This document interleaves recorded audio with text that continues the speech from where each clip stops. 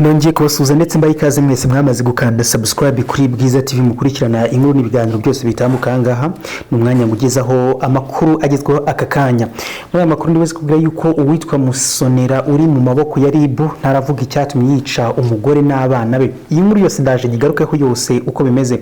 Muri makuru mu karere ka Musanze haravugwa inkuru yuko umukobwa w'imyaka 16 yasanzwe amanitse mu mugozi. Hanze y'u Rwanda ndibuze kubwira yuko muri Repubulika Iharanira Demokarasi ya Kongo hagiye hanze urutonde rw'inyandiko zishinja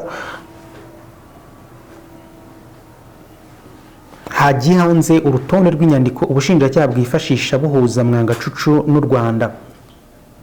Muyane makuru tugire muri Kongo ndibuze kubwira yuko abantu 12 baciriwe urwo gupfa bashinjwa ibyaha by'iterabwoba.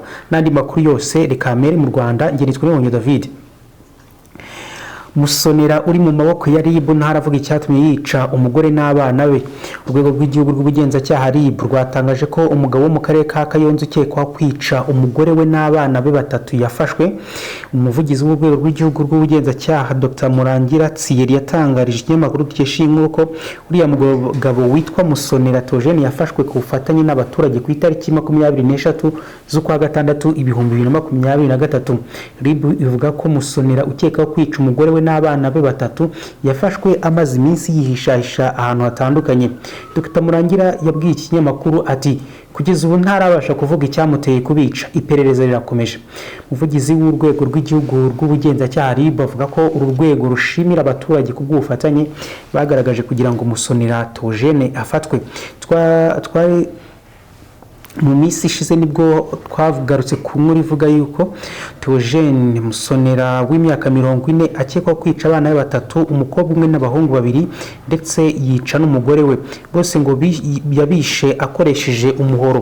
Ubwo bwicanyi bwabaye mu ijoro ryo kuwa gatatu tariki ya 14 z'ukwa gatandatu 2023 rishyira ku wa kane tariki 15 z'ukwa gatandatu 2023 mu karere ka Kayonza, umurenge wa Kabare, akagari ka Gitara mu mudugudu wa Mubuga. Umwe mu nshuti z'ikitangazamakuru dukesha inkuru wo mu karere ka Kayonza yagitangarije ko uru rugo rw'uriya mugabo n'umugore we rwahoragamo amakimbirane, aho kugira ngo bimenyekane ko mu rugo habayemo ibyago abaturanyi bumvise hamaze umwanya nta ntonganya zihari. Musonera yafatiwe mu karere ka Kayonza n'ubundi. Muyane makuru mu karere ka Musanze umukobwa w'imyaka 16 yasanzwe amanitse mu mugozi mu murenge wa Muko, akagari ka Songa, mu mudugudu wa Butare. Haravugwa urupfu rutunguranye kandi ruteye urujijo rw'umwana w'umukobwa w'imyaka 16 witwa Uwitije Grace wasanzwe amanitse ku kimanga mu mugozi wari uziritse ku giti cy'ipera. Bivugwa ko akigaragara yapfuye yabonwe ku wa kane tariki 22 Kamena umwaka wa 2023 mu gitondo kare nka saa 12 biba ngombwa ko hitabazwa inzego z'ibanze, polisi ndetse n'ubugenzacyaha RIB kugira ngo hakorwe iperereza. Nibyatinze umurambo wahise ujyanwa i Kigali mu bitaro bya Kacyiru kugira ngo ukorerwe isuzuma. Ubwo twageraga muri uyu mudugudu wa Butare twaganiye n'abaturage batandukanye barimo na nyirakuru wa nyakwigendera witwa Ayinkamiye Caritas babanaga umunsi ku wundi.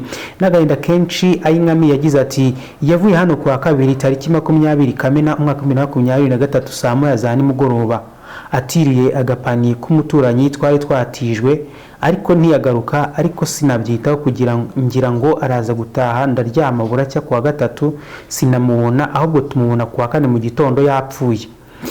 Ayinkamiye yakomeje agira ati nagahinda gusa kubw'umwana wanjye apfa, ntihagire umenya imipfire ye kuko nzi neza ko adashobora kwiyahura kuko imyaka 16 nari maranye nawe ndamuzi ntiyabikora, ahubwo ubuyobozi bwakurikirana neza bukamenya uwanyiciye umwana agahanwa by'intangarugero.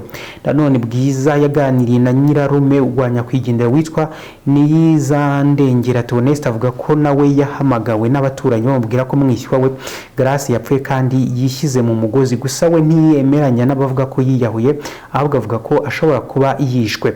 Yagize ati njyewe nabyutse mu gitondo bana baje ko mwishywa wanjye yapfuye nigera aho yari amanitse mu mugozi mu kimanga nsanga bisa nkaho yaba atiyishe kuko wiyahuye agaragaza ibimenyetso byinshi birimo kwinera, kwisobaho, guhoboba ibimyira, kuzana urufuzi cyangwa akiriye inzara. Ariko kuri mwishywa wanjye wikijije Grace ibyo byose nta byamubayeho, ndetse byagaragaraga ko nta n'imbeho cyangwa urume rwari rumuriho cyangwa ngo atohe kandi imvura yari yaraye iguye, ahubwo hari simukadi yakoreshaga, bityo iramutse ibonetse niyo yatanga amakuru yose ajyanye n'urupfu rwe.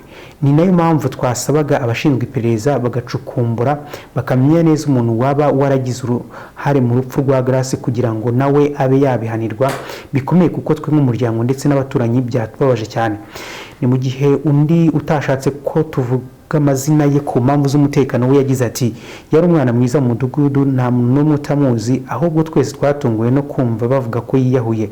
Ariko wareba uko yari amanitse ku kimanga ukabona nta kuntu yahiyahurira kandi ntiyakwiyahura kuko nta bibazo yari afitanye na nyirakuru, ahubwo mu bigaragara byo Uwitije Grace ashobora kuba yishwe nk'uko babivuga ngo yari atwite. Harebwa uwitwe Muhire Gervais kuko bajyanaga hirya no hino nko mu mujyi wa Musanze akamusambanya, ndetse n'umugore wa Muhire witwa Mama Mireye afitemo amakuru ko umugabo we yasambanyaga uwo mwana.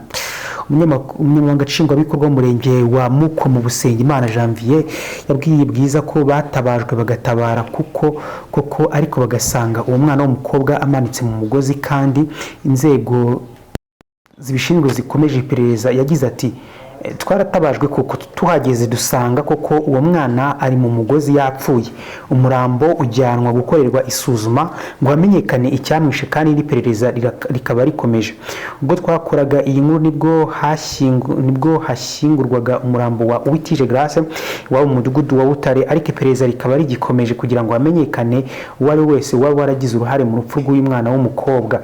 Ubushinjacyaha bwo muri Repubulika ya Demokarasi ya Kongo bukomeje gukora ibishoboka mu kwereka urukiko rukuru rwa gisirikare rwa Kinshasa ko umunyemari Edouard Mwangacucu afite ibikorwa bifite aho bihuriye na leta y'u Rwanda. Ibi burabishingira buhamya ko Mwangacucu usanzwe ari umudepite uhagarariye teritwari ya Masisi mu nteko ishinga amategeko yakoze ibyaha birimo ubugambanyi bukomeye no gutunga intwaro mu buryo butemewe n'amategeko. Izi nyandiko n'ibyangombwa dokima ubushinjacyaha bwerekanye kugeza mu iburanisha ryo kuwa 23 Kamena umwaka wa 2023 buremeza ko bwazifatiye mu isaka bwakoze mu rugo rwa Mwangacucu. Urutonde rwazo harimo inyandiko yo muri Werurwe 2009 ya Mwangacucu ku muyobozi wa polisi ya Kigali ishinzwe umutekano wo mu muhanda amusaba kumuhindurira uruhushya rwo gutwara ibinyabiziga.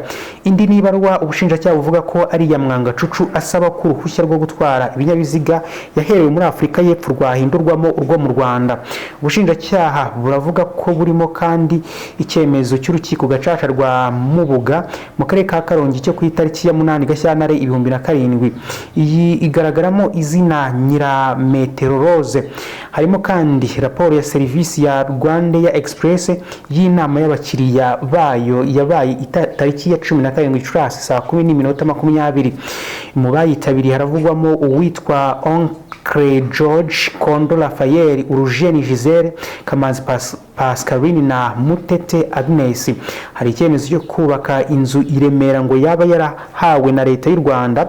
Raporo y'umushinga w'amezi 12 w'umuryango mpuzamahanga ushinzwe abinjira n'abasohoka ku bufatanye n'urwego rushinzwe diaspora muri Minisiteri y'Ububanyi n'Amahanga n'Ubutwererane y'u Rwanda. Uyu mushinga byari byarateganyijwe ko uzarangira mu Kuza 2009.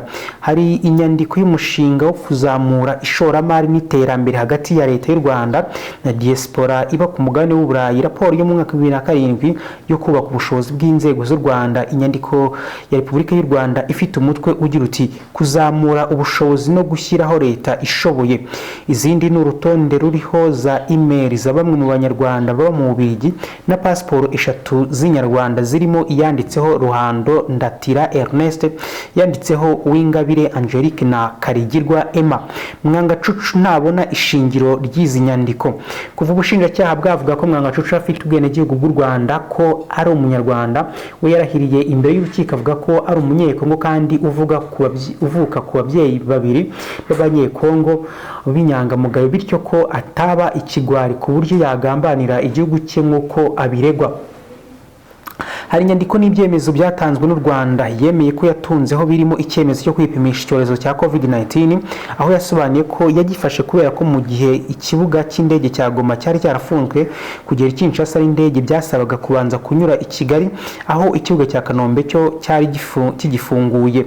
Mwangacucu hamwe n'abanyamategeko be bavuga ko inyandiko nyinshi muri izi ubushinjacyaha buvuga ari impimbano, kandi ko batumva impamvu urubanza ruri gushingira ku bwenegihugu cyangwa se ubwoko, bakibaza aho bihurira n'icyaha cy'ubugambanyi no gutunga intwaro mu buryo butemewe. Mu yandi makuru, tukiri muri Repubulika Iharanira Demokarasi ya Kongo, abantu 12 baciriwe urwo gupfa bashinjwa ibyaha by'iterabwoba. Urukiko rwa gisirikare rwakatiye urwo gupfa abantu 12 bashinjwa ibyaha by'iterabwoba bakorewe muri teritwari ya Kwamufu muri Repubulika Iharanira Demokarasi ya Kongo. Abo bantu bashinjwa guteza umutekano muke waguyemo abantu batari bake hakoresheje intwaro gakondo n'imbunda. Uretse 12 bakatiwe urwo gupfa, urukiko rwa Bandundu Bagata Mayi Ndombe rwagize abera abandi 7 kubera ko nta bimenyetso bihagije bibahamya icyaha byigeze bigaragara.